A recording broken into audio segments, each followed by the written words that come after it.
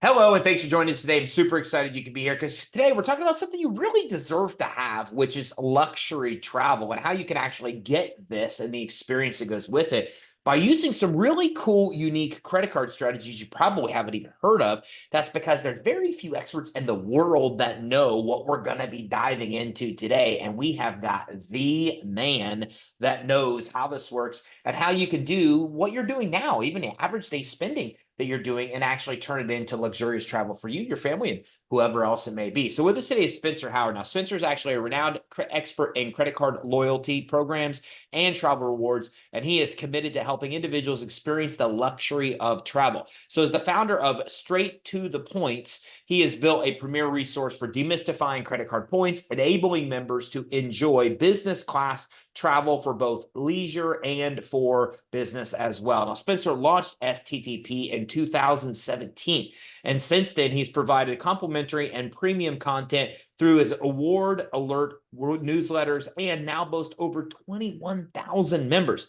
So, STTP is the go to resource for the latest information on everything from first class business flights, alerts to effective tutorials on booking and securing flights as well, and credit card points. So with nearly a decade of experience in travel writing, Spencer has contributed to esteemed outlets such as Upgraded Points, on 1 mile at a time, Good Save the Points, and the Points Guide. Now, he actually thrived as editor-in-chief of 10xtravelcom.com for 4 years, leading a team to produce high-quality content and breaking news in the travel industry. Now, Spencer has also appeared on numerous podcasts, including We Travel There with Lee Huffman and Beyond the Lens, Award Travel 101, and Miles to Go. Now, he has been featured in the prominent media outlets such as Forbes, Advisor, CNBC, Travel and Leisure Asia as well, the Washington Post, Bloomberg, and Business Insider, and has served as a guest speaker at the annual Chicago Seminars, a key event in the points and miles community. Now, Spencer believes that everyone deserves to fly business class, which I love. I mean, him and I get on so well with this, at least once in a lifetime, and he is dedicated to making the dream a reality for as many people as he possibly can. Since 2017, he has traveled for 3 months each year, visiting over 60 different countries, residing in Washington, D.C. Spencer shares his love for travel with his family and recently embraced the joys of fatherhood as well, which congratulations on that. And thanks for joining us, Spencer. Thanks so much for having me, Ty. That was a hell of an intro. Well, man, you've done a lot of stuff. I mean, we could be here for an hour just talking about what you did. But how'd you get into this? Like, what first attracted you to this Yeah. industry and like, got your start? Yeah, I think it's a two-part thing. My dad traveled for work, so I saw him flying every week or every few weeks. I think he flew 2.8 million miles just on Delta, so became very familiar with the airport and dropping him off and picking him up. Back in the days when you could go to the gate, and so as a kid, that's kind of I just found a love for airplanes, and then I was working in politics, and kind of towards the end of that, I stumbled onto a blog that was talking about something we were working on in politics, and his site mentioned points and using points to travel. And I thought, what is this? Why do I care? I don't really care about credit cards that much. And then I saw that he used the points to fly like business and first class across the world. And I was like, oh, hold up. I could do this. I could do this. I'm 6'3". This seemed like the fastest way to get me into the front of the plane so I could lie down and kind of have a relaxing experience where my knees weren't, in the person's back in front of me. Yeah. And from there, I mean, just kind of took off. I was obsessive and read way more about airline routing rules and credit card fine print than anybody ever needs, but now I can help people use it. That's fantastic. I love that. And let me ask you this. So when you do this, like, is it really, I mean, how is it possible for everyday average people that are just spending regular amounts of money to be able to do this in a way where they actually can get that experience? So, for example, upgrading to first class. Sure. So I think there's a couple things to think about. If you're a business owner, you have the cheat code because there's more credit cards you can get. And you probably have spend that you just have to do for your business that helps you run the day to day. That could be the key to lots of travel. Um, Beyond that, you just kind of have to decide how far down the rabbit hole you want to go. I'm a lost cause. I'm way too far down the rabbit hole. But you can keep it simple, get a few cards, just, combine you're combining the benefits of different cards to earn more points depending on what you're purchasing. I think you had a guest recently, Julian Keel, who talked about kind of matching up bonus categories based on your spend habits. I think that's the basics and that's the easiest way to do it. You can start kind of getting further down the rabbit hole where you're like, oh, I'm going to get maybe 4 to 6 cards, and you're going to get a new card for a sign up bonus every so often because you're never going to earn points faster than when you get a sign up bonus. Those opportunities, to earn, 80,000 points when you spend $4,000 in 3 months, they don't come along every day. And then you can just go full tilt maximalist and get a new card every time you've hit a sign up bonus and just work your way through tons. That's the max effort, max reward side of things. So it really just depends what you have the capacity and the interest to do. So I got one from Southwest Airlines the other day. I travel quite a bit for business. Sure. But the interesting thing is that I don't know what it translates to. So it might say, hey, if you sign up, you get X amount of points. But to me, as a layperson, I don't know what that means. Like, I Yeah, don't know sure. what points translate to something else. So I think a lot of us, especially in the business side, get that all the time where we're getting these offers for credit card points or for credit cards and the points, but we don't know what that means. Like 15,000 Yep. points at Southwest doesn't. I don't know what that means. Like I don't. So how do we first start going through these offers to figure out Yeah. what is a worthy author of grabbing because of the points? Yeah, I would say generally speaking, starting with what we call flexible or transferable points is the way to go. Those basically it's bank programs that have their own points, but you can transfer them to a variety of different airlines, and there's a lot of overlap between banks, so that's nice. That just keeps you flexible. And the game with award space and booking with points is that not all seats are bookable with points. They'll sell you every ticket on the plane for cash.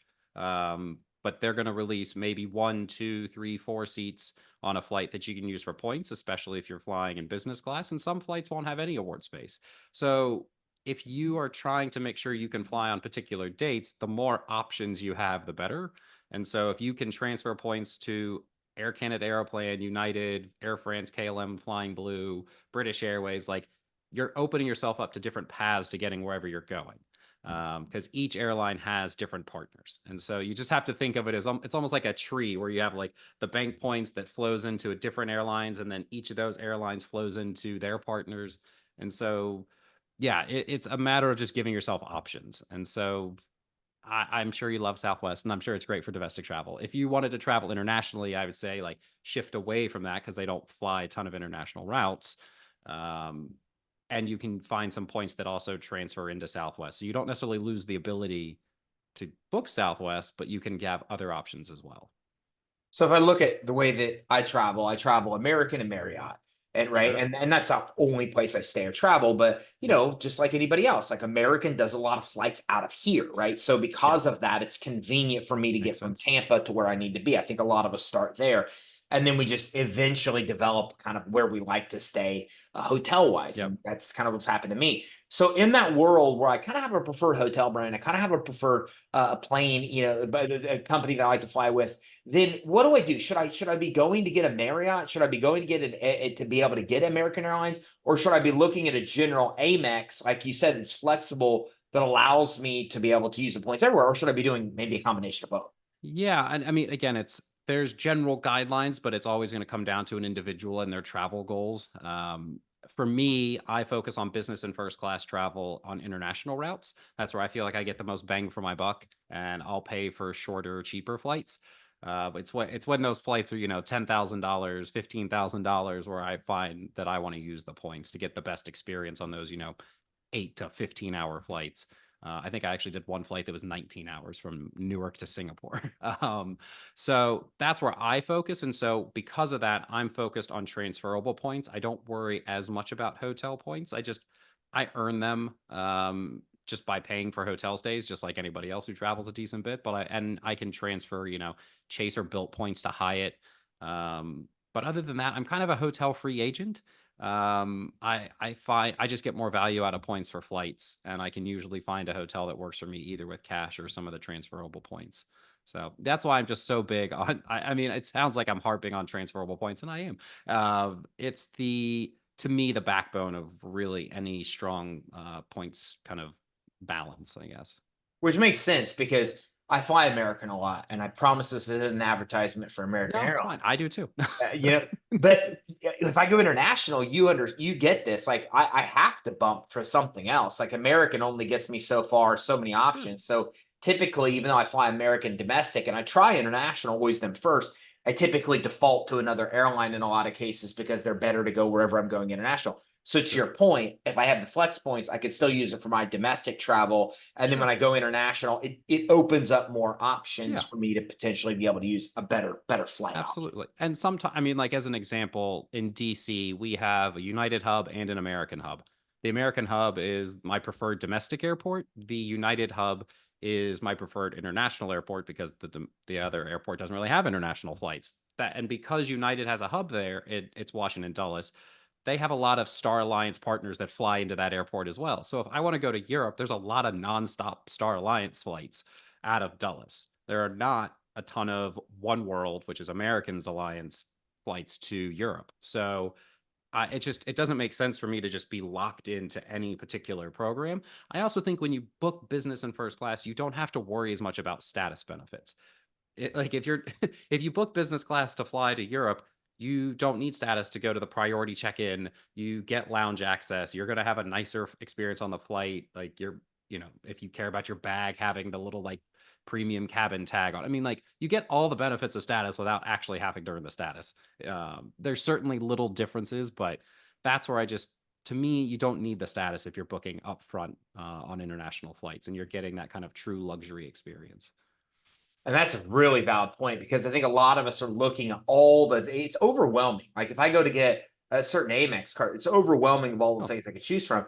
And yep, like you said, a lot of those things are masked in the fact that if you got first class, you get them anyways. Like yep, they're not even benefits you care about yeah. because if you're just using them for first class, you get all that stuff anyways. Yeah, and it's people are always like, "Oh, but I get a check bag with this, like, American Airlines credit card," and I'm like, "Cool, you're flying business class to Europe, you get a you get, like, 2 free check bags, maybe 3, like, don't worry about it. You get lounge access, you get all that." So, to me, I understand status, loyalty programs are great, I think they're tons of fun, I think people should make sure they're using them to their benefit versus just to the airline's benefit, um, and so it's not that I don't have elite status with different airlines and hotels, it's just that it doesn't drive everything I do, especially when it's leisure travel and I can just go where I want, fly what I want. I think I mean I understand domestically or even internationally when someone's traveling for work, they want a certain, especially if they're not flying in business, they want a certain experience even though they're flying economy. I think it's been watered down a bit in recent years with like the difficulty in getting upgrades. Airlines are selling, domestic first class space for like $49 sometimes. And so people who earn top tier status with America and they're executive platinum, they don't get upgraded. And I know that I have friends who are very upset about that, but airlines are selling those seats more and more on the domestic flights. And that's one of the big benefits of status. So it's if you're not on the road all the time, just to me, you're better off focusing on putting yourself in a position to book the leisure travel that you want. It makes sense. I mean, rarely I have, I think the top level with American because I fly so much. And I think one time I've ever been upgraded. I gave it to like a soldier on the plane because I was already Yeah. situated stuff and it was the right thing to do. But I just don't, I don't rarely ever get upgraded. I'm always like the one of the first one or two on the list. Yeah. So It's to your tough now. point, Yeah, it's tough now. And you're not going to get upgraded on international flights. They don't do complimentary upgrades. So again, just book the award ticket with points. Just get where you like book the seat you want. Like that's been my whole mentality. And I honestly think that works for domestic as well. Some like check the difference between prices on work travel between first and economy. Sometimes it's actually very close. So it just yeah, I think booking what you want is the only way to ensure that you have the experience you want. so if I go to get a Chase card and it has flexible points, that still doesn't mean that those flexible points will work on all the airlines that I want to fly in. So since I don't even know what I don't know, like Yep. I run with the Bulls in Spain, so I've went the Oh, last fun. couple of years. We went to Dublin from Yeah. DC. It took some obscure airline. I don't even remember what the Aer name. Lingus. Well, Delinguis, yeah, that's exactly Aer Lingus is the Irish carrier, so they fly to Dublin, yeah. right, Aer Lingus, and that was a nightmare, a whole story for a different day. I can tell you that. But I've never been It's paid so another much money episode. for luggage. For, yeah, a Travel whole other horror stories. episode about that. But the point is that I don't know if anything would transfer to Aer Lingus, and I've never heard of them. So I wouldn't. When I was going to get the Chase card, I never would have looked. I never would have looked to see if flex points would work for Aer Lingus or some Yep. obscure airlines I don't know about. So how do you figure that part of it out? Yeah. So Oddly enough, Aer Lingus is a transfer partner of Chase. But Bad but example. who Bad knew? Who knew? example. I mean, that part of it is just you got to look at the list of partners they have, and then I think it's important to learn the different airline alliances. So you have Star Alliance, One World, and SkyTeam, and those are your partnerships. So if you have points with one airline in Star Alliance, like United, you can book any of the Star Alliance partners. Um, there are also, to make things more confusing, individual partnerships that airlines have. So United Miles can actually book Aer Lingus. They're not in One World. So it's just, I mean, it is a bit of a game to understand things. I mean, I have a quick start guide on my website just for this reason, to give people that kind of like foundational knowledge to make everything a bit easier to learn. But it's also why I write about this stuff. There's no way anybody's going to keep up with this unless they eat, sleep, and breathe it. And that's what I do. So you don't have to. But yeah, there are so many quirks that I understand why people get frustrated. And I know sometimes I hear people say, I just wish it were simpler. And I get that. To me, I think the opportunity is in the complexity in some ways, because not everybody wants to do it. And it doesn't take as much work as you think, but it takes more than just going to an airline site and paying cash. So it's like anything good. I think, if you put a little work in, you get something out of it. But again, I always compare points to golfing. Like, I'm actually not a golfer, but friends are, and some of them go to the driving range on like a weekly basis. They go to the putting green on a weekly basis, and then they go play around with their friends on the weekend. None of our friends will just show up and drink beer and play golf. Like, he, the one who just shows up and plays once a week does not expect to be as good as the person who's practicing weekly. So it's just like that with points. If you just want to like show up and casually be into it, that's good. You're probably not going to get as much out of it, but you can still get something out of it. And then if you're somebody who gets a little more into it, yeah, you're gonna figure out some nuances and little quirks, and you're gonna be like, oh, look at this really cool thing I can do. Like, and that's fine. I think you just have to figure out your level of interest, or just rely on somebody like me to do the weird stuff for you. And by the way, the hack here is to go to straight to the points.co. That's straight to the points, points.co. And to Spencer's point, they've got a lot of information on the website, even including alerts that you can actually look into and be able to get. So that way you actually have access to this information when it's relative to you. You might not travel all the time. So if you don't, Yeah. like, you're not going to keep up on it, but this at least keeps you in the know so you can pay more attention when you actually are traveling. So here's another question. How far does it go with what you spend on a credit card? So I have friends that I have a buddy, for example, his entire payroll is paid by his credit card Love for it. this purpose. I mean, he is your biggest testimonial, because then what he does is he uses his payroll, he pays it on credit card, he pays it off before interest accrues. Then he uses the points that he gets to fly his family across the world. I Yeah. mean, this is what he loves to do. How about you? Like, I'm interested, like your car payment, your mortgage, like what do you pay on a credit card to be able to accumulate these points? And what do you recommend we should pay, I should say? Yeah, I mean, honestly, anything that'll accept a credit card. I occasionally I run into situations where somebody still doesn't take a credit card, and I'm like, "What decade is this?" And I start like ranting in my head. I mean, it's unreasonable on my part, but I just like I haven't carried cash in like a decade. I'm like, "What is this? What are you cash checks? What are these?" But for me, I mean, when I was renting in DC, I paid rent on a credit card. Which was nice. That wasn't until recently, but it was amazing for me because I spent so much money on rent over the years in DC because it's so expensive. And then otherwise, I mean, if it's a travel purchase, it doesn't matter if it's an Uber. I'm using it on a card that earns at least 3x. Actually, I have a card that earns 10x on Lyft rides, and then I can link it to this other loyalty program to earn another 2 points from them. I mean, like I will, take every opportunity to earn more than 1 point per dollar. I think that's the biggest lesson for me is that there's no reason to be earning 1 point per dollar on anything. What is your You at minimum? least get Two before you'd even two. consider a card? Yeah, I think. Well, I would consider a card just for the sign up bonus because that's easily worth it. But ongoing, I think 2x is generally the minimum unless you have a particular kind of like maybe a status benefit for earning with another card. But again, that's a pretty niche use. I think earning 2x on something like a Capital One Venture card or the Venture X card, if you also want lounge access, earns 2x on just all your day to day spend. If you're a business owner, there's a Venture X business to do the same thing. Um, I think I actually heard you and Julian talking about like the Ink Preferred, and it earns 3x on like ads and shipping and wireless services, and you can and travel as well. And so anything you're it's really just a matter of kind of looking at your spend habits, seeing where you can earn anywhere from 2 to 5 points. And that's how I look at it. Sure. Because if I use Lyft all the time, which I do, Same. then getting 10x on Lyft and using a Yeah. card for that purpose, just leaving that card plugged in there makes a Yep. ton of Yeah. sense. But then I don't buy a lot of groceries. So Yeah. because I live in the city, so I'm always, you know how it is. I'm always going out to eat. So as a Yep. result of that, I wouldn't want something that pays me 5x on groceries, Yeah. but I would want something that pays me Restaurants. a lot on what I'm actually Well, buying. it's like the Amex Gold, the personal card earns 4x on dining around the world. So it also earns 4x on groceries, oddly enough. But still, it's just like why earn 1x when you can earn 4x, or 2x when you can earn 4x? It's just kind of putting together a wallet with a little bit of thought. I think a lot of the points world is like you do a little work up front and then it sets you up for success. You just have to be willing to do. I mean, that's anything, right? You have to study something before you're good at it. So I think it's just a matter of figuring out where your spend is, and I know a lot of people track where their spend is going, and it's just line up credit cards based on that.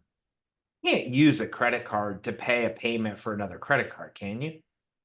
No, no. Hey, I see you thought Mhm. about that for a second. Well, Not questioning it. You're like, that's it, a good it, idea, right? We it, can it, figure it that thing out. not directly, or in a way that banks would like, probably. That makes sense. Yeah. Because you could, and even then you could like take the cash out and do it, but then you're paying 20%. So you wouldn't Yeah, want to yeah, do don't that want to stuff. do that. Yeah, this is the points world is a very. I think it's funny because people are always like, "Oh my god, you get all these credit cards. Your credit score must be wrecked." I'm like, absolutely not.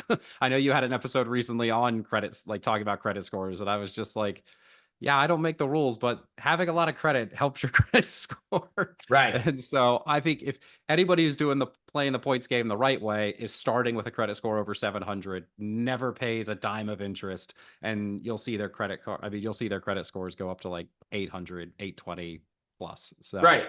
Yeah, well, it's and that's the math of FICO, right? I mean, 10% of your score is credit mix, which is what you're yeah, referring to. People think that having too many credit cards hurts them because of that factor. But 30% of your credit score is utilization, what yeah, balance, what limits you have yeah, compared and to it's most balances. volatile too. Yeah. I've had friends who they always pay on time, but like the statement closes and they have a lot of spend on it, and their credit score just like plummets, and they're just Sure. like, oh, and they don't realize that's what happened, and so they see it and they're like, oh my god, what did I do? And I'm like, what are your balances at the statement date? And they see one, they're like, ah, okay. And Yeah. then as soon as another statement closes and they don't have it on there, the score just jumps back up. It is it's the most heart attack inducing thing I feel like in the points world, because people just forget that. But it doesn't matter. It's just like you're fine, breathe. You're still paying on time.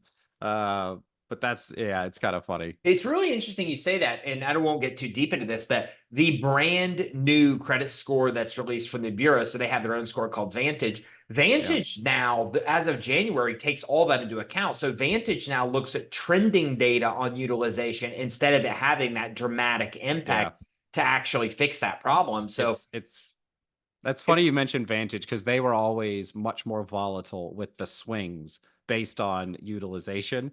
And a lot of banks had used Vantage scores as like a free credit score, which I always told people to calm down about, because like banks weren't or still haven't been using Vantage scores for credit card approvals. no, So it's and just you're stressing yourself out for no for reason. no reason. And I think Vantage is trying to change. And ultimately, for those who don't know, the bureaus built their own score Vantage to try to compete with FICO because FICO had all the credit Yeah. scoring business.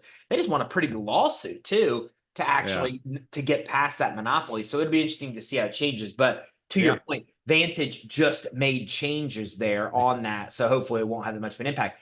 But again, to your other previous point, utilization has way greater impact to your score than mix. So by adding more credit cards and adding more available credit, it's probably one of the best things you could do. It is Yeah. statistically, besides paying your bills on time. And if you're doing both Yeah. of those, that's 65% of your score, your increase.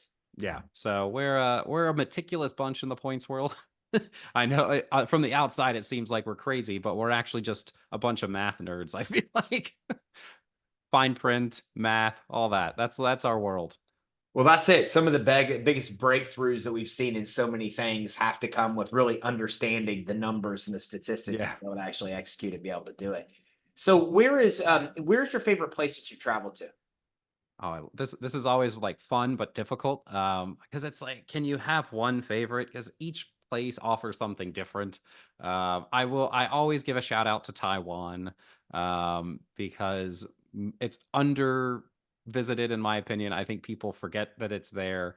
And most of the time when I say that I love Taiwan, people say I love Thailand. And I'm like, no, that's a different place. It's a great place too, but it's different. So I think Taiwan is wonderful, whether you want beaches, mountains, city. Highly recommend going to every night market you can in Taipei and eating everything you can. Um, People are super friendly. You can find great cocktail bars if that's your scene. Yeah, it's just a cool spot. So love that. I also really like driving around Germany. I think it's a beautiful country to drive around. Do you typically use your points just for upgrades to first class, just for first class tickets, or do you? And is it just mostly international? Because I know you said, look, if it's affordable, I'll just pay for it. Like it just makes sense Yeah. to buy it. But when you're traveling, do you always try to use points for first class? Or you try to kind of reserve that for your longer international trips where you could lay out into a bed type thing. Sure. So I focus on long flights for my points that where I can lie down. That's the best way to put it. I think playing the long game is important. So I think sometimes there's a tendency to say, well, I have points. I don't want to pay for this like domestic flight. And it's like, okay, that's fine. Will you still have enough points for the international trip you want to take? Or is it going to force you to like wait to earn more? So it's like, do you, in a sense, to get a multi-thousand-dollar ticket later, do you pay $200 now? I think there is a bit of that. For me, I haven't, this is why everybody hates me. No, I haven't flown an economy internationally since 2015. And you can imagine that's quite a few flights since I spent the last 7 years traveling 3 months a year. So I'm insufferable. I get that, but that's where I do it. That's my focus. I still pay cash sometimes if the ticket cost is low enough. Even on international flights, sometimes you can get some really good deals.